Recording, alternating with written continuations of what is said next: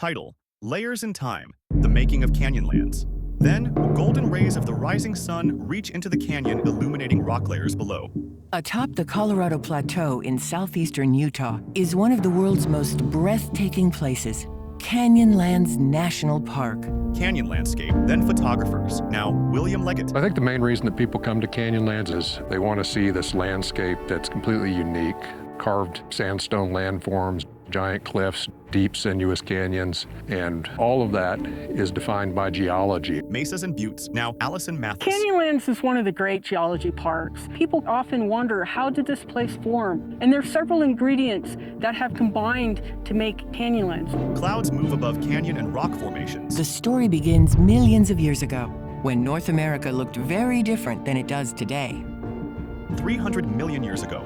Rocks in Canyonlands were deposited before the age of the dinosaurs. Map of American Southwest shows seas covering Idaho, Nevada, and sections of Utah and Colorado. The oldest rocks in Canyonlands are approximately 300 million years old. The map now shows Utah and the modern boundary of Canyonlands in an area once covered by a shallow sea. It started with deposition in a shallow sea that eventually dried out. Animated cross-section of geologic layers topped by a shallow sea depicts seawater evaporating until none remains. As time went on, sand filled the basin, and there were sand dune deserts here. Left-pointing arrows show direction of wind-blown sediment falling and building up tan sand dunes atop a dry basin. Eventually, climate shifted and became wetter, and rivers started to move into the area, depositing red silts and muds. Arrows showing sedimentary runoff. Clock shows passage of geologic time. Arrows showing wind-blown sediment and sedimentary runoff alternate over time. Deposition continued over the next 200 million years, while the area remained near sea level. Wind-deposited sand dunes alternated with river-borne sediments, creating layers thousands of feet thick. After being deeply buried in the passage of geologic time, the sediments were compressed and cemented into rock.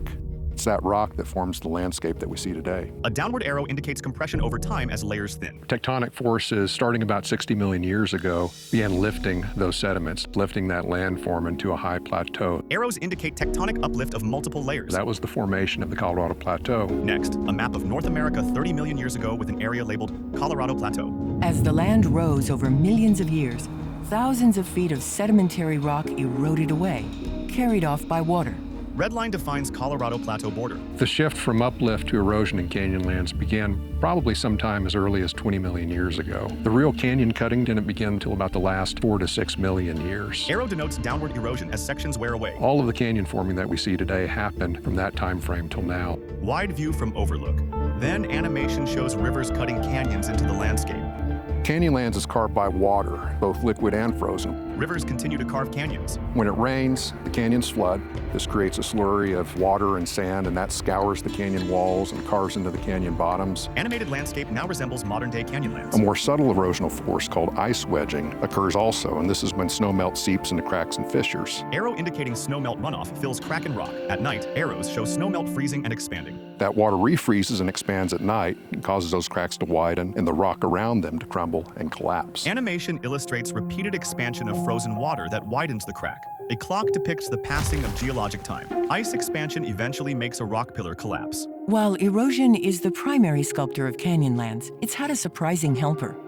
The deeply buried salt left behind from the ancient seas has influenced much of this landscape. Animated cross-section shows White Paradox salt layer sandwiched between Leadville limestone below and Honaker Trail Formation, Lower Cutler Beds, and Cedar Mesa sandstone above. These salt tectonics are especially visible in the Needles District, where they have created grabens or collapsed valleys. Satellite image shows many parallel striations. Then animation shows salt layer squeezed and flowing far beneath the surface. Salt as a rock has several important characteristics. One of them is the fact that it can flow plastically, like silly putty. The Colorado River cuts into the rock layers beneath it. As the salt below moves left, layers above begin to vertically fracture and settle, forming the grabens valleys. So as that salt flows, the brittle sandstone above it fractures, sometimes creating valleys where the sandstone is literally collapsing into the salt beneath it. Animation of grabens forming continues. The grabens is a great place to study the processes that are still shaping the Earth. Because the salt tectonic features are so well exposed and so well understood, geologists from all around the world come to Canyonlands to study them. High view moving above a linear graben. Its low trough-like floor bordered by tall rocky walls.